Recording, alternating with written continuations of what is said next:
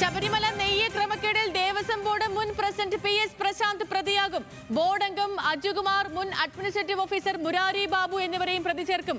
നെയ്യ് ഇടപാട് വഴി ദേവസ്വം ബോർഡിന് 2 കോടിയിലധികം നഷ്ടമെന്ന റിപ്പോർട്ടുണ്ട്. ദേവസ്വം വിജിലൻസിന്റെ റിപ്പോർട്ടിന്റെ അടിസ്ഥാനത്തിലാണ് കേസ് എടുക്കുന്നത്.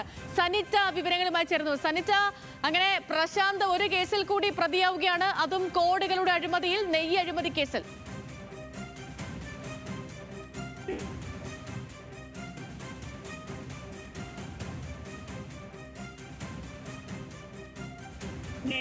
ഈ ദേവസ്വം വിജിലൻസ് അന്വേഷണം ഉണ്ടാകുമെന്നുള്ള പ്രഖ്യാപനം ഉണ്ടായിരുന്നു.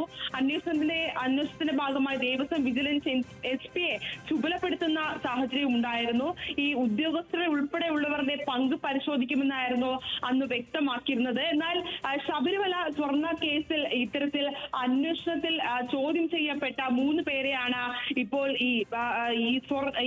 ഈ വിഷയത്തിലും നെയ് ക്രമക്കേടിലും പ്രതിയാകുമെന്നുള്ള വിവരങ്ങളാണ് ഇപ്പോൾ പുറത്തു വരുന്നത്. പ്രധാനമായും ദേവസ്വം ബോർഡ് മുൻ പ്രസിഡന്റ് PS പ്രശാന്ത് ആണ് ഇപ്പോൾ വലിയ ഇത്തരത്തിൽ ചർച്ചയാകുന്നത്. ഇതിൽ പ്രധാനമായും ഈ സ്വർണ്ണക്കൊള്ള വിഷയത്തിൽ തന്നെ ഇത്തരത്തിൽ മുരാരി ബാബുവിന്റെയും ഈ ബോർഡ് അംഗം അജികുമാറിന്റെയും ഒക്കെ പേര് നമ്മൾ വളരെ വ്യക്തമായി തന്നെ കേട്ടതായിരുന്നു. അതിൽ പ്രധാനവും PS പ്രശാന്ത് ആയിരുന്നു.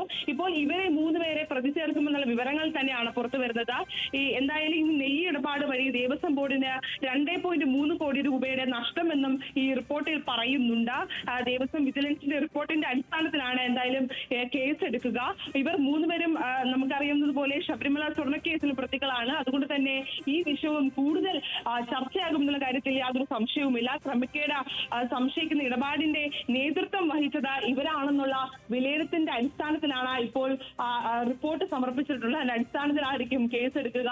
എന്തായാലും ഇവർ 3 പേരും അറിയാതെ ഇത്തരത്തിൽ ഒരു ക്രമക്കേട് കൂടി നടക്കില്ല എന്നാണ് ഈ അന്വേഷണ റിപ്പോർട്ടിൽ പറയുന്നത്. കാരണം ആ സാഹചര്യങ്ങളിൽ ഇത്തരത്തിൽ ഇവരുടെ നേതൃത്വത്തിലുള്ള സമിതി ഉണ്ടായിരുന്ന സാഹചര്യത്തിലാണ് ഇത്തരത്തിൽ കോടികൾ വിലമതിക്കുന്ന അല്ലെങ്കിൽ കോടികൾ നഷ്ടമുണ്ടാക്കുന്ന ഇത്തരത്തിൽ ഒരു കാര്യം നടത്തിയിരിക്കുന്നത്. നമുക്കറിയാം, ഈ ശബരിമല സന്നിധാനത്ത് ഈ ദേവസ്വം ബോർഡ് വാങ്ങിയിട്ടുള്ള നെയ്യുടെ അത്തരത്തിൽ പരിശോധന നിർണായകമായ കണ്ടെത്തലുകളിലേക്ക് വരുന്നു. നേരത്തെ തന്നെ അന്വേഷണ പ്രഖ്യാപനം ഉണ്ടാകുമെന്ന വിവരങ്ങൾ ഉണ്ടായിരുന്നു. ഇപ്പോൾ PS പ്രശാന്ത് ഈ കേസിൽ കൂടി, ശബരിമലയിലെ നെയ്യ് ക്രമക്കേടിൽ കൂടി പ്രതിയാകും. സനിറ്റയാണ് വിവരങ്ങൾ നൽകി. നമുക്ക്